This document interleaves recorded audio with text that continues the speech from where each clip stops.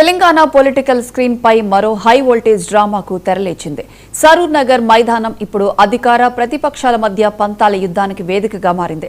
BRS ప్రతిష్టాత్మకంగా తలపెట్టిన యువ సంగ్రామ సదస్సు చుట్టూ నడిచిన హై డ్రామాకు ఎట్టకేలకు హైకోర్టు తెరదించింది. పోలీసులు చివరి నిమిషంలో నో చెబితే న్యాయస్థానం షరతులతో ఎస్ అంది. అప్పుడు ఇదే మైదానంలో ప్రియాంక గాంధీ సమక్షంలో కాంగ్రెస్ యూత్ డిక్లరేషన్ ఇస్తే ఇప్పుడు అదే వేదికపై నుంచి కాంగ్రెస్ సర్కార్ను కార్నర్ చేయడానికి కేటీఆర్ ఆర్మీ రెడీ అయింది.